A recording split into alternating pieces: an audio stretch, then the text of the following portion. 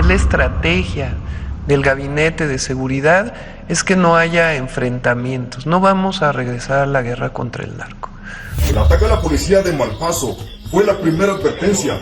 Para la próxima, no solo desbalacearemos las patrullas y su base. Este video es para comunicarles que somos el grupo Reacción del Cartel Jalisco, nueva generación del señor Mencho. Aquí vuelan cabezas como si fueran canicas en las calles de Michoacán, lugar donde Dios los abandonó o tienen una mala suerte incomparable, ya que en estas tierras hay una de las peores guerras entre cuarteles, en donde si medio te asomas, te vuelan la cabeza. Pero ¿cómo inició? Quédate hasta el final del video y descúbrelo. El enfrentamiento entre el cártel de Jalisco Nueva Generación y los Caballeros Templarios de Michoacán no inició con un gran choque ni con una masacre en la sierra. Tampoco fue el desenlace de una traición repentina o una emboscada meticulosamente ejecutada. Todo arrancó con palabras, con advertencias plasmadas en enormes mantas blancas, desplegadas en puentes, postes y avenidas de diversas localidades. Comenzó con las narcomantas. Desde siempre las narcomantas han sido un arma estratégica dentro del crimen organizado. Son mensajes abiertos, visibles para todos, dirigidos no solo a sus enemigos, sino también a la sociedad y, en ocasiones, a las autoridades. Funcionan como declaraciones de dominio, desafíos y amenazas, y en Michoacán se convirtieron en el catalizador de un conflicto despiadado entre el CJNG y los Caballeros Templarios. Todo inició con la incursión del CJNG en territorio michoacano. Este grupo, nacido en Jalisco, había estado expandiendo su influencia a gran velocidad. Ya se habían afianzado en Colima, Nayarit y Guanajuato, y ahora buscaban apoderarse de Michoacán, un punto estratégico por su producción de drogas, su proximidad a puertos clave y su relevancia en las rutas del narcotráfico hacia el norte del país. Pero había un obstáculo: Michoacán ya tenía dueños. Era bastión de los Caballeros Templarios. Durante años los templarios habían gobernado la región con su propia concepción del crimen organizado. No se limitaban a ser traficantes de drogas, se consideraban una orden con principios, normas y una ideología que combinaba misticismo con brutalidad extrema. Su poder estaba profundamente arraigado y su estructura era sólida. No estaban dispuestos a perder su hegemonía sin luchar. El CJNG lo comprendía. No bastaba con llegar y tomar el control tras algunos asesinatos selectivos. Necesitaban enviar un mensaje claro, desafiar públicamente a los templarios, exponerlos ante la población. Fue entonces cuando en ciudades como Apatzingán, Uruapan y Lázaro Cárdenas aparecieron las primeras narcomantas. El CJNG está aquí para limpiar Michoacán de escorias y traidores. Templarios, su tiempo se acabó. A quienes los apoyen los encontraremos. La respuesta no tardó en llegar. Los templarios no iban a dejar la provocación sin contestar. Apenas unas horas después surgieron nuevas mantas como réplica. Seguimos aquí, Michoacán nos pertenece. No nos iremos. Los verdaderos traidores son ustedes. Así dio inicio a la guerra de las narcomantas. En los días siguientes, los mensajes proliferaron y se tornaron cada vez más agresivos. El CJNG comenzó a amenazar directamente a los líderes templarios, mencionándolos con nombre y apellido. Los templarios contraatacaron asegurando que ya tenían identificados a los cabecillas del CJNG en la región y que pronto serían eliminados. Pero en el mundo del narcotráfico, las palabras nunca son suficientes. Una amenaza pública exige una acción contundente. Así fue como el conflicto dejó de estar en la tinta y pasó a escribirse con sangre. El primer golpe significativo ocurrió en Apatzingán. Un comando del CJNG emboscó un convoy templario a la entrada de la ciudad. El ataque fue certero, veloz y despiadado. 4 miembros de los templarios murieron al instante. Sus cuerpos quedaron tendidos en la carretera con un mensaje encima. Dijimos que limpiaríamos Michoacán. Esto es solo el principio. La respuesta no tardó. Al día siguiente los templarios interceptaron a 2 operadores del CJNG en Uruapan.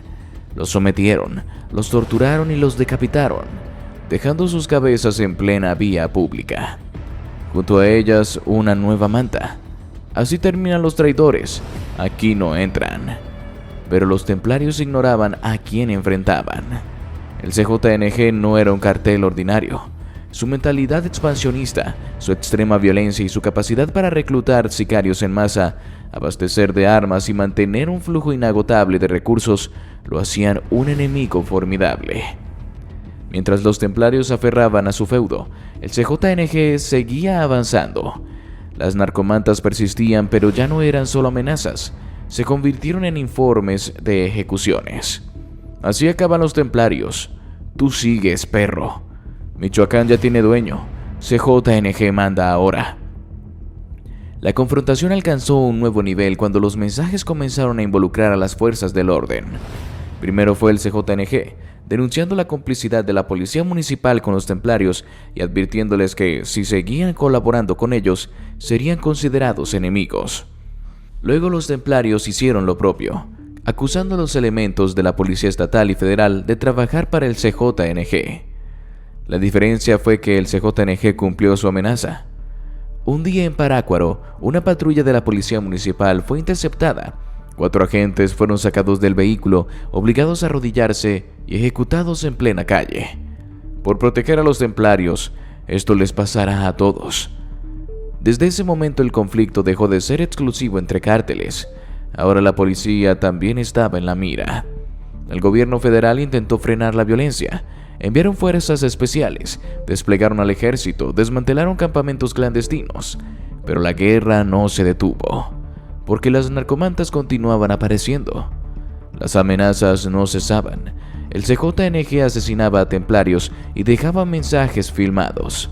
Los templarios respondían de la misma forma, ejecutando operadores del CJNG y dejando su propia advertencia. Las mantas dejaron de ser simples avisos de guerra. Se convirtieron en parte de los cadáveres, en los tatuajes grabados en la piel de los sicarios caídos, en las últimas palabras escritas con sangre sobre el asfalto. Pero el CJNG tenía algo que los templarios no: una maquinaria de guerra más poderosa, mejor financiada y más despiadada. ¿Hasta dónde podría llegar una amenaza del CJNG? El ataque más despiadado que el cártel de Jalisco Nueva Generación CJNG lanzó contra las narcomantas en Michoacán no fue un simple ajuste de cuentas ni una represalia ordinaria. Fue una ejecución pública, una demostración de dominio absoluto, un mensaje de terror dirigido no solo a los caballeros templarios, sino a toda la población. Fue el desenlace final de una guerra que comenzó con advertencias plasmadas en lonas y terminó con cuerpos colgados en los puentes. El CJNG no solo quería exterminar a sus rivales, buscaba borrar cualquier vestigio de su existencia, erradicarlos como si nunca hubiera pisado esas tierras. Durante meses la guerra de las narcomantas fue implacable. Cada día un nuevo mensaje aparecía en algún puente, avenida o plaza. A veces era el CJNG proclamando que limpiaría Michoacán de traidores, otras los caballeros templarios reafirmando su resistencia. Pero esas lonas no eran simples trozos de tela con tinta. Eran declaraciones de guerra, provocaciones que exigían respuestas inmediatas. No bastaba con colgar un mensaje, había que respaldarlo con sangre. A pesar de estar debilitados, los caballeros templarios aún contaban con hombres dispuestos a pelear. No pensaban entregar Michoacán sin combatir. Sus líderes sabían que el CJNG los superaba en número, armamento y ferocidad, pero confiaban en su control sobre ciertas ciudades, en su influencia sobre las policías locales y en su red de informantes. Mientras sus mantas siguieran apareciendo, significaba que aún tenían presencia. El CJNG entendió la situación. Sabían que para acabar con la guerra no bastaba con eliminar sicarios. Tenían que destruir la maquinaria propagandística de sus enemigos, cortar su capacidad de enviar mensajes, desmantelar su autoridad en las calles. Idearon entonces un golpe que no solo acabaría con los responsables de las narcomantas, sino que enviaría un mensaje imborrable. Uno de los operadores clave de los caballeros templarios, encargado de coordinar amenazas y comunicados, fue entregado por su propia gente. El CJNG llevaba semanas siguiéndolo, analizando sus movimientos, esperando el momento exacto para capturarlo sin levantar sospechas. Conocía sus rutinas, a quién frecuentaba, qué rutas tomaba. Solo necesitaba encontrarlo desprotegido. El secuestro fue rápido y silencioso. No hubo disparos ni persecución. Solo una camioneta negra interceptándolo en una carretera solitaria. Lo sacaron del vehículo, le cubrieron la cabeza con una bolsa y lo lanzaron a la cajuela. En ese instante su destino ya estaba sellado. Pero el CJNG no planeaba ejecutarlo de inmediato. Necesitaban que formara parte del mensaje. Mientras tanto, otro grupo del cártel llevaba a cabo la segunda fase del ataque. Identificaron a los encargados de colgar las mantas en Parácuaro y Apatzingán. Eran halcones, jóvenes sin armas que funcionaban como mensajeros del cártel. Uno a uno fueron capturados en la madrugada. Los llevaron a un rancho en las afueras. No hubo interrogatorio ni negociación. La sentencia estaba dictada antes de que siquiera supieran que habían caído. Al despuntar del día, la escena macabra que el CJNG había planeado quedó expuesta en el corazón de Parácuaro. Donde tantas veces se habían desplegado mantas templarias, esta vez apareció un mensaje distinto. No estaba escrito en lona, estaba grabado en carne. 5 cuerpos pendían del puente, eran los encargados de las narcomantas, pero no bastaba con ejecutarlos. El CJNG quería asegurarse de que nadie olvidara lo ocurrido. En el centro destacaba el líder templario que habían capturado. Su torso había sido desollado, su piel arrancada en tiras, y sobre la carne expuesta habían tallado las siglas CJNG. No era la primera vez que Michoacán presenciaba una escena así, pero nunca se había hecho con una intención tan explícita. Bajo los cadáveres en el pavimento, una cartulina con letras rojas declaraba: "Ya no van a colgar más mantas, ahora cuélguense ustedes. Michoacán ya tiene dueño". El impacto fue absoluto. Los habitantes despertaron con la imagen de los cuerpos balanceándose con el viento matutino. Las fotografías comenzaron a circular en redes sociales antes de que las autoridades pudieran siquiera llegar. Los videos se difundieron en foros clandestinos, chats criminales y teléfonos de todo el estado. El mensaje era inconfundible. El CJNG no solo había aniquilado a sus rivales, los había erradicado. Desde ese día no se volvió a ver una narcomanta templaria en Parácuaro. No apareció otro mensaje desafiando al CJNG en Uruapan. Nunca más los caballeros templarios prometieron seguir en pie, porque ya no quedaba nadie que pudiera hacerlo. Las lonas desaparecieron, solo quedó el recuerdo de aquella mañana, el silencio de los que entendieron la advertencia. El CJNG ya no necesitaba esgrimir amenazas. La imagen de esos cuerpos lo decía todo. ¿Pero qué dijeron luego de que les hicieran este ataque? Después de que los 5 cuerpos colgaran en el puente con el mensaje "Ya no van a colgar más mantas, ahora cuélguense ustedes, Michoacán ya tiene dueño", el silencio en la región fue sepulcral. El CJNG había cometido una de sus jugadas más despiadadas, y los templarios estaban en la lona, derrotados, debilitados. Pero el CJNG había cometido un error. No los mató a todos. Los pocos caballeros templarios que quedaban sabían que no podían enfrentar al CJNG en un combate directo. Sabían que no tenían los números, ni las armas, ni la infraestructura para una guerra abierta. Pero sí tenían algo más: la sed de venganza. Los líderes templarios que aún sobrevivían se reunieron en la Sierra de Tierra Caliente, en un rancho alejado de todo, en la clandestinidad total. No podían confiar en nadie. Las filtraciones los habían debilitado. Los traidores los habían vendido. Pero sabían una cosa: si nos van a exterminar, nos llevamos a varios con nosotros. Esa misma noche, los planes de represalia comenzaron a tomar forma. El primer paso no fue atacar, fue observar. Los templarios sabían cómo moverse sin ser detectados. Durante días estudiaron las rutas de los sicarios del CJNG, sus casas, sus rutinas, sus negocios. Sabían que el CJNG controlaba la zona, pero también sabían que ningún cártel es perfecto. Siempre hay puntos débiles. Cuando tuvieron todo listo, lanzaron su contraataque, y lo hicieron con un mensaje imposible de ignorar. 3 días después del ataque en Parácuaro, cuando la gente aún murmuraba con miedo sobre lo ocurrido, aparecieron nuevas narcomantas, pero esta vez no estaban solas. Cada una estaba acompañada de cuerpos. No eran cualquier tipo de víctimas, eran sicarios del CJNG, decapitados, con los torsos abiertos, con los rostros desfigurados, con las manos cortadas.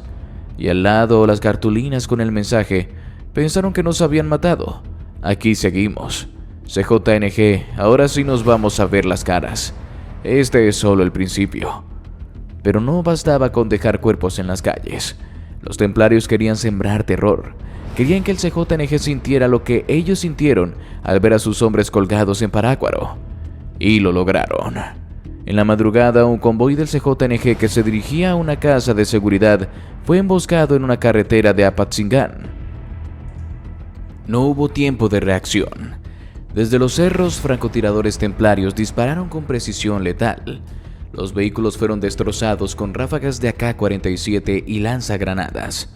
Cuando los sicarios del CJNG intentaron salir de sus camionetas, fueron recibidos con machetes y balas. Los templarios no dejaron sobrevivientes.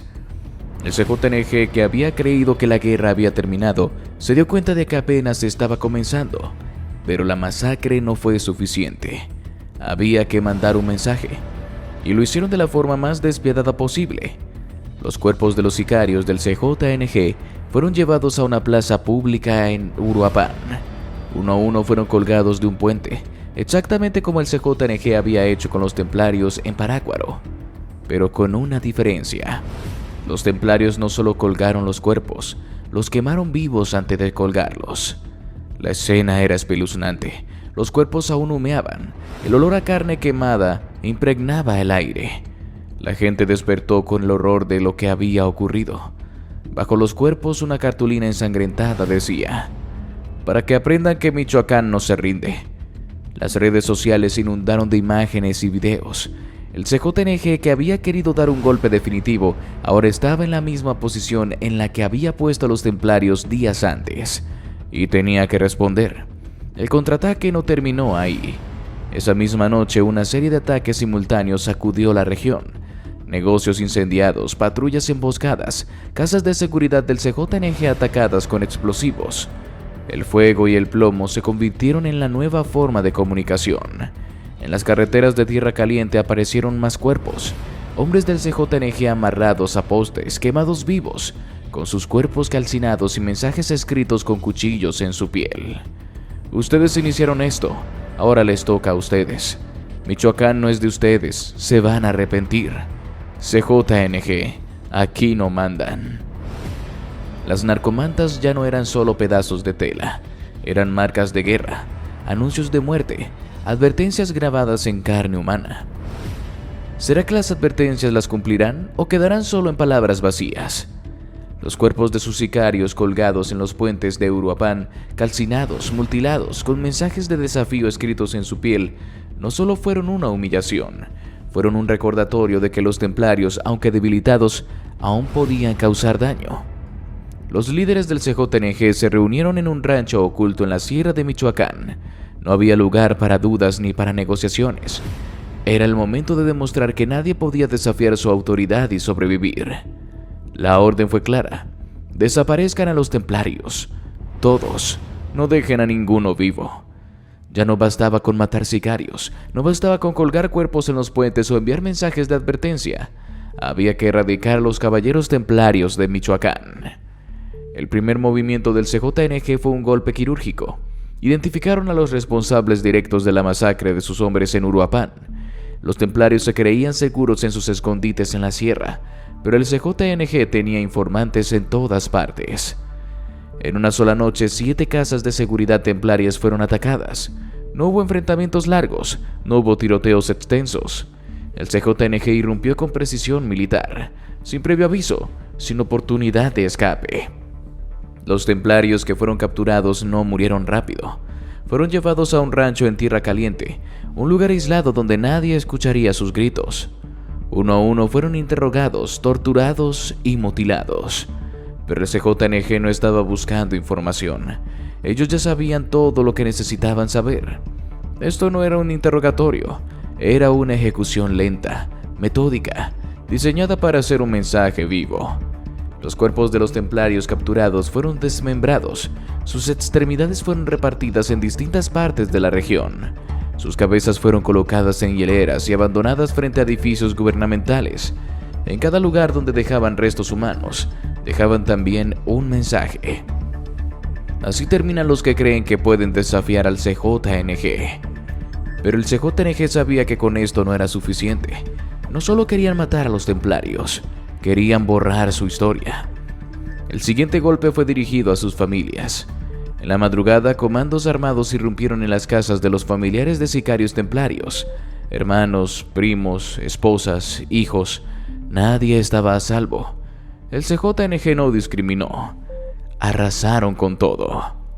No solo ejecutaron a los hombres relacionados con los templarios, quemaron sus casas, destruyeron sus vehículos, desaparecieron cualquier rastro de su linaje. La violencia no se detuvo ahí. El CJNG quería que la gente supiera lo que pasaba con aquellos que desafiaban su autoridad. En Apatzingán colocaron una narcomanta gigante, pero esta vez no estaba sola. Colgando de ganchos de carnicería estaban los cuerpos de 3 operadores financieros de los templarios. Desollados, con los rostros arrancados, sus cuerpos eran una advertencia viviente. El mensaje decía: ahora entienden quién manda en Michoacán. Pero ni siquiera esto bastaba. El CJNG quería asegurarse de que la muerte de los templarios fuera definitiva. La última fase de su represalia fue la destrucción de todos sus negocios y redes de apoyo. Los empresarios que financiaban a los templarios fueron ejecutados. Las tiendas, bares, gasolineras y ranchos vinculados al grupo criminal fueron incendiados. Los aliados políticos y policías corruptos fueron asesinados, sin previo aviso, sin oportunidad de escapar. En menos de un mes, la infraestructura de los caballeros templarios quedó devastada. Los pocos sobrevivientes intentaron huir a otras regiones. Algunos incluso intentaron esconderse en otros cárteles. Pero el CJNG tenía ojos en todas partes. Uno a uno fueron cayendo. Al final, la guerra de las narcomantas en Michoacán terminó con una simple victoria, sino con el exterminio total de un cártel entero. Los templarios que alguna vez habían dominado Michoacán fueron reducidos a cenizas, y el CJNG, con su último golpe de sangre, dejó claro un mensaje que nadie en México olvidaría: nosotros mandamos, y quien se oponga muere. ¿Hasta dónde puede escalar un conflicto de esta magnitud? La prensa no tardó en reaccionar. El conflicto se convirtió en la noticia más impactante del país, con reporteros tratando de descifrar quién llevaba ventaja, quién caía primero, y sobre todo, cómo un Estado supuestamente en control podía permitir semejante despliegue de violencia sin precedentes. Los primeros titulares fueron impactantes y llenos de alarma. Periódicos como El Universal, Milenio y Proceso comenzaron a describir la guerra entre ambos cárteles como una nueva era de terror en Michoacán. Guerra sin tregua en Michoacán. CJNG y templarios desatan una ola de violencia sin precedentes. Sicarios colgados en puentes, decapitaciones y mensajes de terror. El narco impone su ley. Michoacán en llamas, enfrentamientos, bloqueos y decenas de muertos. Pero lo que más impactó a la opinión pública no fueron los enfrentamientos armados, sino las formas en las que ambos cárteles dejaban sus mensajes. El CJNG había desatado una campaña de exterminio contra los templarios, atacando no solo a sus sicarios, sino también a sus familias, a sus financistas, a sus aliados políticos. Quemaron casas, ejecutaron empresarios, arrasaron negocios que durante años habían sido usados para lavar dinero. Los templarios habían respondido con la misma brutalidad, colgando a los sicarios del CJNG, calcinándolos, dejándolos en plazas públicas con cartulinas que desafiaban al enemigo. Las imágenes de los cuerpos colgados, las narcomantas ensangrentadas, los videos filtrados en redes sociales se convirtieron en el centro de la cobertura mediática. En los noticieros, los analistas debatían sobre el nivel de violencia alcanzado en esta guerra. ¿Era este el conflicto más brutal entre cárteles en los últimos años? Los reporteros del crimen organizado coincidían en una cosa: la guerra entre el CJNG y los caballeros templarios no se parecía a nada que se hubiera visto antes. No se trataba de su territorio o de rutas de droga. Era una guerra de exterminio. Una guerra en la que un bando no solo quería ganar, sino borrar al otro de la faz de la tierra. Los analistas comenzaron a hacer comparaciones con las guerras más violentas del narco en México. ¿Era esta guerra peor que la de los Zetas contra el cártel de Sinaloa? ¿Más brutal que la guerra interna del cártel del Golfo? ¿Había llegado el narcotráfico a un punto en que la violencia ya no tenía límites? La gente veía los noticieros con miedo, con la certeza de que el gobierno no estaba haciendo nada para frenar esta guerra. Porque esa era otra pregunta que surgía en la prensa. ¿Dónde estaba el gobierno? ¿Por qué los soldados no estaban enfrentando a los cárteles? ¿Por qué los operativos del ejército no lograban frenar los ataques? ¿Por qué Michoacán se había convertido otra vez en un campo de batalla donde el narco tenía más poder que el Estado? Los corresponsales en la región comenzaron a describir escenas de terror. Pueblos enteros con comercios cerrados, gente evitando salir de sus casas después de cierta hora, carreteras bloqueadas con camiones incendiados, familias desplazadas, mujeres llorando en los funerales de sus hijos, hombres armados patrullando calles como si fueran policías. La prensa internacional también tomó la historia. Periódicos como The New York Times, The Guardian y Le Monde publicaron reportes con títulos como México en llamas, la guerra de los cárteles alcanza nuevos niveles de brutalidad. Cuerpos colgados y mensajes de sangre, la violencia del narco sigue fuera de control.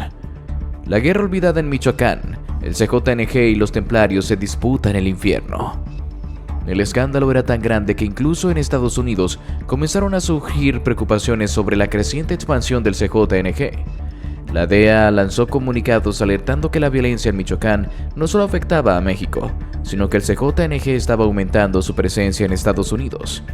El Congreso de Estados Unidos comenzó a discutir si era necesario aumentar la presión sobre el gobierno mexicano para que tomara medidas más agresivas contra los cárteles. Mientras tanto, el gobierno de México no sabía cómo responder. El presidente fue cuestionado en una conferencia de prensa sobre la guerra en Michoacán. Su respuesta fue tibia. Estamos trabajando en la pacificación del país. No podemos enfrentar la violencia con más violencia. Pero la gente ya no creía en esas palabras. Los periodistas en Michoacán seguían documentando las ejecuciones diarias. Las poblaciones seguían viendo cómo el CJNG y los templarios se mataban entre sí sin que nadie los detuviera. Los medios siguieron presionando. ¿Cuántos muertos más hacían falta para que el gobierno actuara? ¿Cuánto tiempo más duraría esta guerra? ¿Acaso el Estado ya había perdido completamente el control de Michoacán? La guerra entre el CJNG y los caballeros templarios se convirtió en una crisis mediática, pero la respuesta del gobierno seguía siendo la misma. Silencio, inacción, excusas. Mientras tanto, los cárteles seguían peleando, seguían ejecutando, seguían colgando cuerpos. Y la prensa, por más que informara, sabía que la violencia seguiría, porque la guerra del narco en Michoacán no tenía final a la vista. Y así llegamos al final de este video. Si te gustó, te invito a que nos des tu me gusta para seguir haciendo más videos como este. Además de que no olvides suscribirte y activar la campanita para que no te pierdas ninguno de nuestros nuevos videos. Te deseo un gran día. Hasta la próxima.